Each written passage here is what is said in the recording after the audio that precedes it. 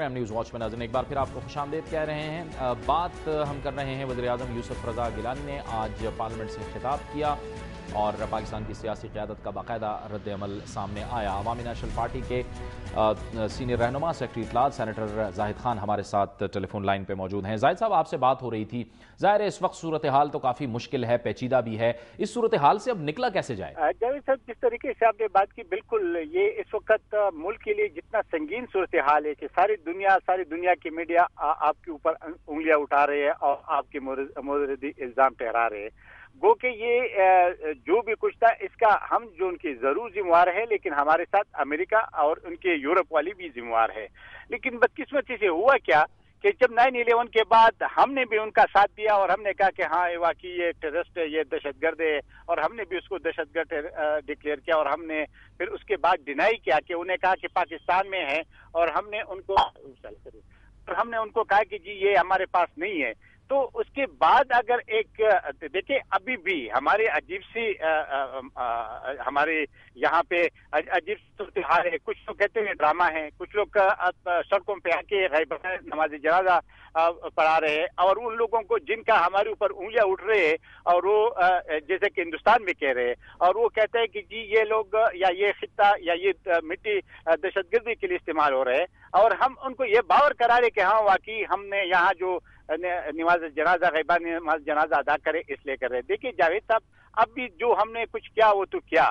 اب میں نے ایک ڈیمانڈ کی سینٹ میں بھی طے کیا کہ حمید الرحمان کمیشن کی طرح ایک کمیشن بنایا جائے، لیکن اس کا اشر حمید الرحمان کمیشن کا نہ کرے اور اس میں تعین کرے کہ دیکھیں جو لوگ یہاں سے گرفتار ہوئے، جب اس پروین مشرف کو 9/11 کے بعد جب اس نے یو ٹرن لیا اور اس پہ پریشر آتا رہا، تو یہی ہمارے شہروں سے آپ کے سامنے ہیں القاعدہ کے ممبر گرفتار ہوتے رہے. جو ممبر گرفتار ہوئے وہ ایک پولیٹیکل پارٹی، جو مذہبی پولیٹیکل پارٹی، ان کے ورکروں کے گھر سے. کسی نے ان سے پوچھا کہ آپ کے یہ گھر میں یہ لوگ کیوں تھے، یہ کہاں سے آئے تھے، یہ کیوں رہ رہے تھے، اس کے ذمہ دار کون ہے؟ ہم نے اس چیز کو پوچھا تک نہیں، اور اس کی نوبت یہاں تک پہنچ گئی کہ اسامہ بھی ہمارے شہر کے اندر انہوں نے نکال لیا، مار دیا اور باڑی بھی لے کے گئے، اور ہمیں خبر تک نہیں رہی. ہم ابھی اس کے لیے کیا جواز پیدا کر دے، کیا غیرت کی بات کرتے، کتنے غیرت میں آتے ہیں.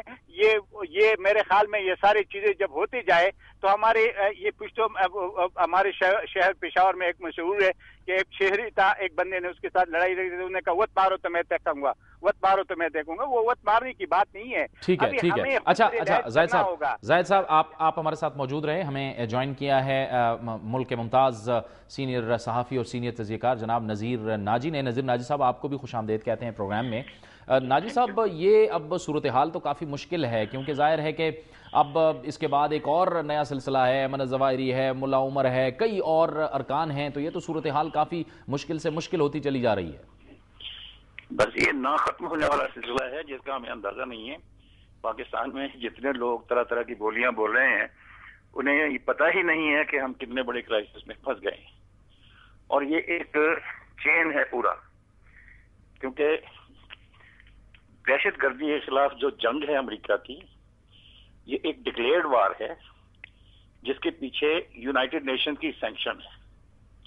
اور ایک یہ روایت ہے، اب قانون تو نہیں کہہ سکتا میں، لیکن ایک یہ روایت ہے کہ آپ اپنے دشمن کا تعاقب کر سکتے ہیں، جسے ہاٹ پرسوٹ کا حق کہا جاتا ہے.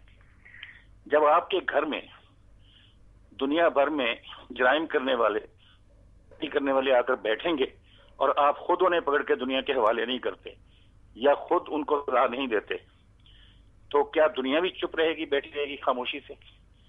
وہ دیکھتی رہے بیٹھ کے کہ آپ کے گھر میں بیٹھ کے ان کے ٹیررزم کے پلان کرتا رہے، اور وہ خاموشی سے دیکھتے رہیں؟ وہ آپ سے کہیں گے پکڑ کے ان کے حوالے کریں یا خود سزا دیں.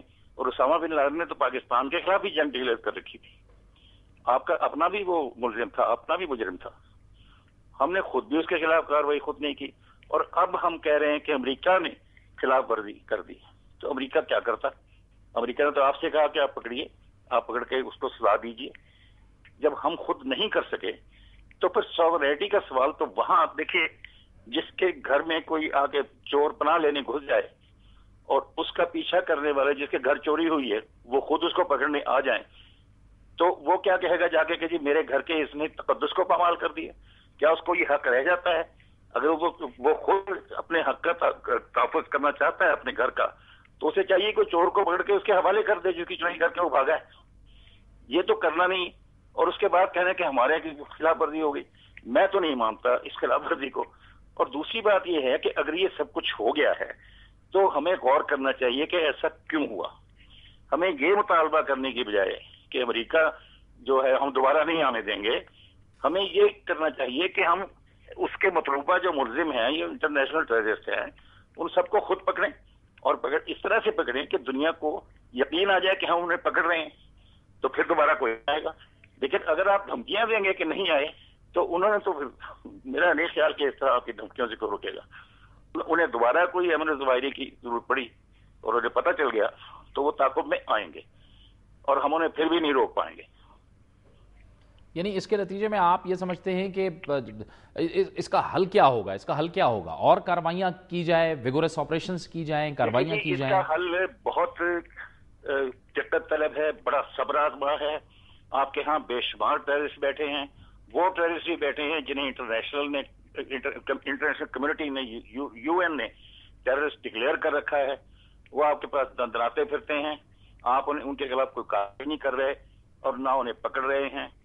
اور وہ ٹیررسٹ جو ہیں وہ مختلف ملکوں میں دہشت گردی کارروائیاں کرتے پھر رہے ہیں. تو اس پر آپ پھر کیا امید رکھتے ہیں دنیا سے؟